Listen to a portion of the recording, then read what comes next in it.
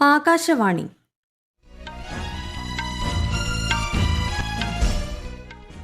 നമസ്കാരം. വാർത്തകൾ വായിക്കുന്നത് അഞ്ജന പുതിയമഠം.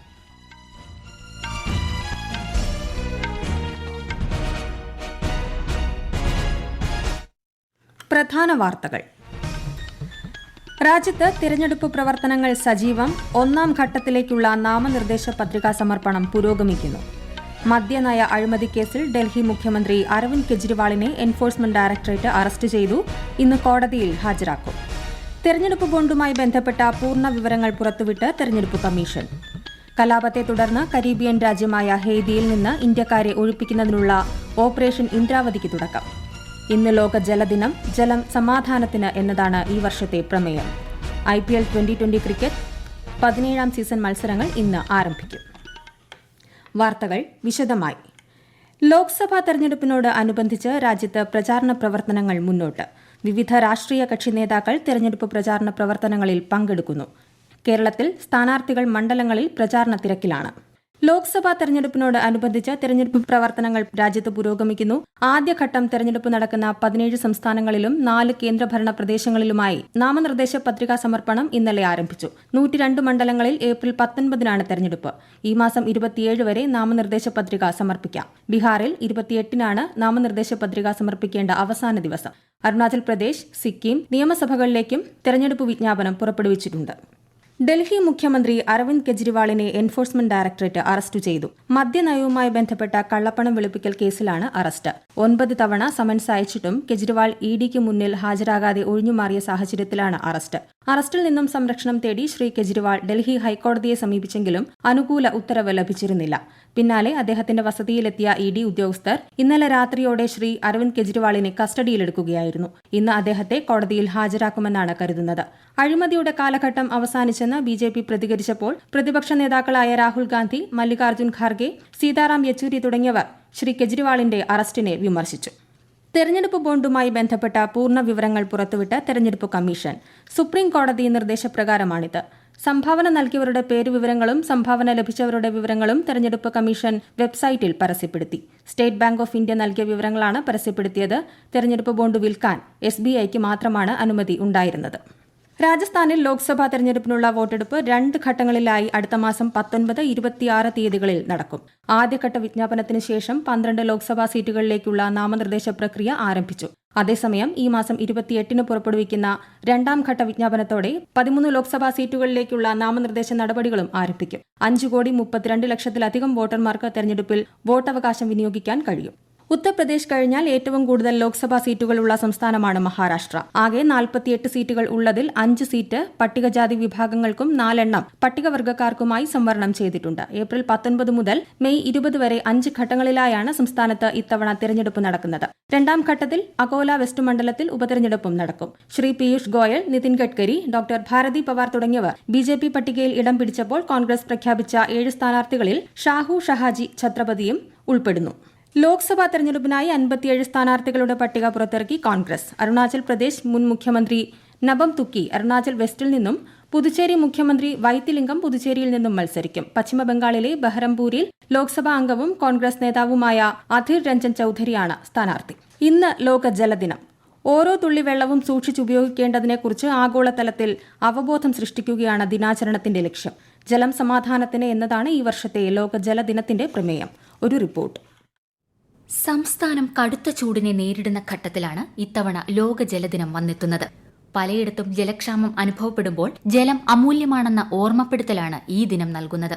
എല്ലാ വർഷവും മാർച്ച് 22-നാണ് ലോക ജലദിനമായി ആചരിക്കുന്നത്. 1992 റിയോ ഡി ജനീറോയിൽ വെച്ച് നടന്ന ഐക്യരാഷ്ട്രസഭയുടെ പരിസ്ഥിതിയും വികസനവും സംബന്ധിച്ച സമ്മേളനത്തിലാണ് ജലദിനമെന്ന ആശയം ആദ്യമായി ഉയർന്നുവന്നത്.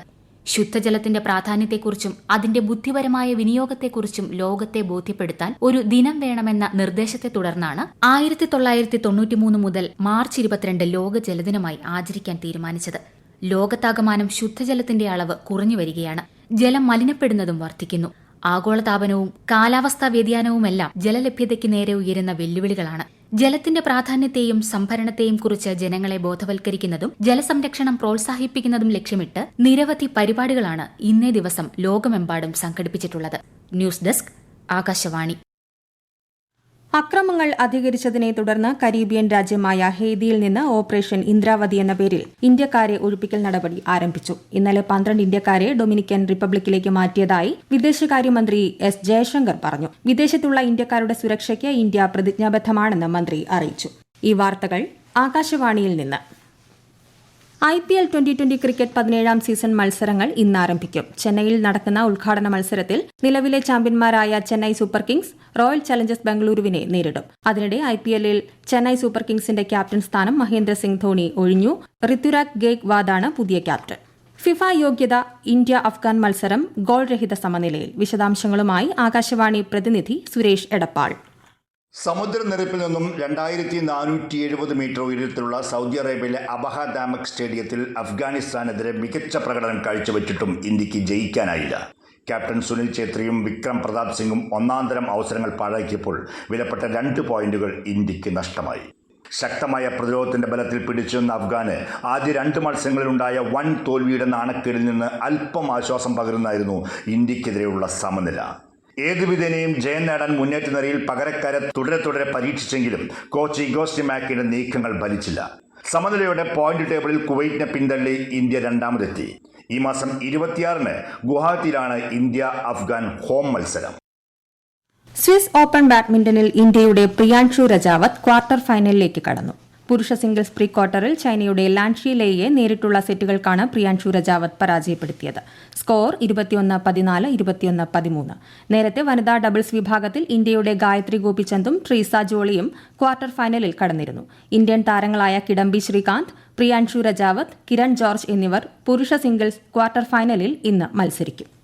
2024 പാരീസ് ഒളിമ്പിക്സിൽ ഇന്ത്യയുടെ പതാകവാഹകനായി അജന്ത ശരത് കമലിനെ ഇന്ത്യൻ ഒളിമ്പിക് അസോസിയേഷൻ പ്രഖ്യാപിച്ചു. ഒളിമ്പിക് വെങ്കല മെഡൽ ജേതാവും ബോക്സിംഗ് ലോക ചാമ്പ്യനുമായ മേരി കോം ഷഫ് ദ മിഷനായും 6 തവണ ഒളിമ്പ്യനും വിന്റർ ഒളിമ്പിക് ഗെയിംസിലെ ലൂജിൽ മത്സരിച്ച ആദ്യ ഇന്ത്യൻ പ്രതിനിധിയുമായ ശിവകേശവൻ ഡെപ്യൂട്ടി ഷഫ് ദ മിഷനായും പ്രവർത്തിക്കുമെന്ന് IOC അറിയിച്ചു. ഗഗൻ നാരംഗ് ഇന്ത്യൻ ഷൂട്ടിംഗ് ടീമിന്റെ ചുമതല വഹിക്കും. Doctor Dinshaw Pardiwala chief medical ഓഫീസറാകും.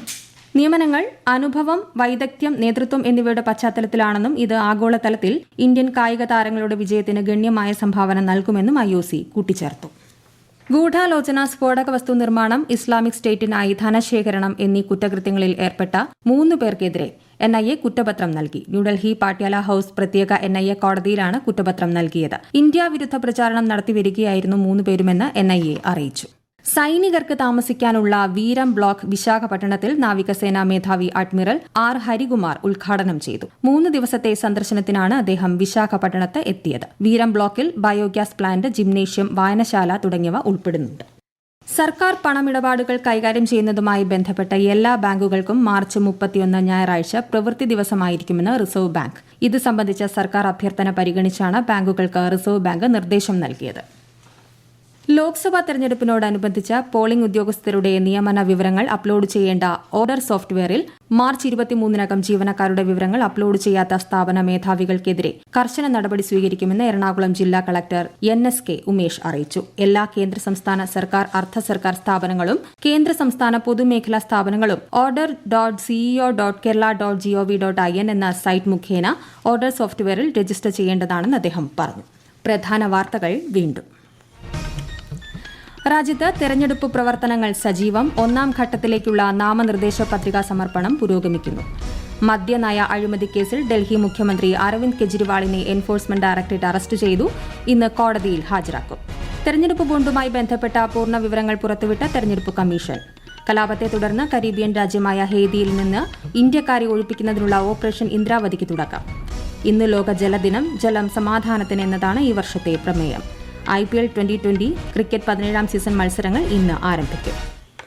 വാർത്തകൾ കഴിഞ്ഞു. അടുത്ത വാർത്താ പ്രക്ഷേപണം 12:30.